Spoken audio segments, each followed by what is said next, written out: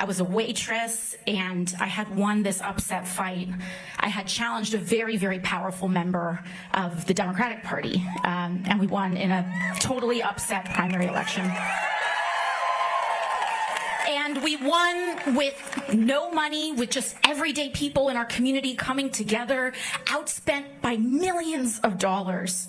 But people just coming together and believing that we deserved better somehow broke through. And it was a miracle, genuinely a miracle. And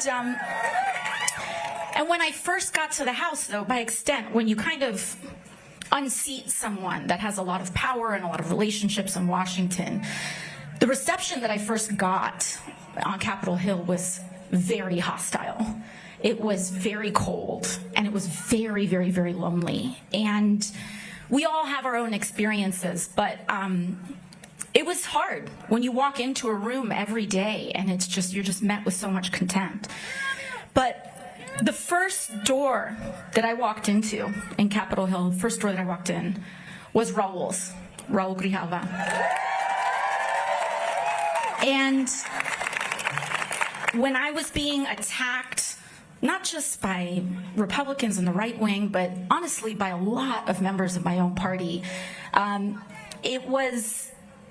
to find people who were kind and compassionate were very few and far between. And Raúl Grijalva was the first person to open his door to me, the first. And he welcomed me, and he said, "You belong here. You belong here." Raúl Grijalva, your congressman, is a reflection and was a reflection of Tucson's values, of you, of who each and every one of you were, because you believed in him. You sent and picked a man like that.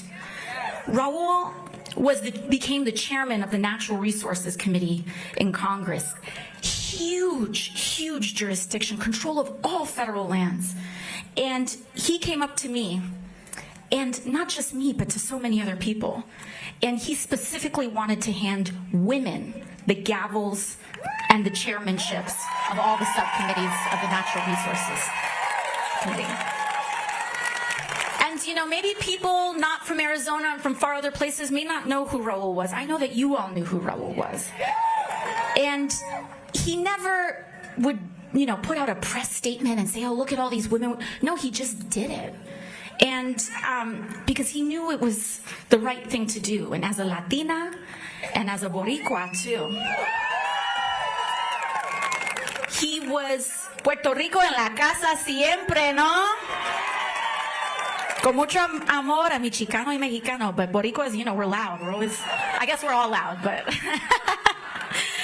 but, you know, and I think that's also a reflection, his work and commitment to public lands, to the public good, and also to making sure that chingonas had the keys, was a reflection of his love, not just for Tucson, but for his daughters Adelita, Raquel, Marisa, and his wife Mona. So I just want to send them so much love in this moment and let you all know that because of Raúl, I will always be loyal to the people of Tucson and fight for you the way he would have wanted. So as we're in this moment of grief, it's not just, I hope we all come together and ensure that we carry on Raúl's vision and his commitment and legacy, and we continue to choose and send people that make Tucson proud and that are committed to the public good. Now, let's get to why we are all here today. Because we're all here and we share in the frustration and the heartache from watching people in power actively tear down or refuse to fight for everyday working Americans like us. We're here together because an extreme concentration of power and corruption is taking over this country like never before. And we are here, most importantly, because we know that a better world is possible.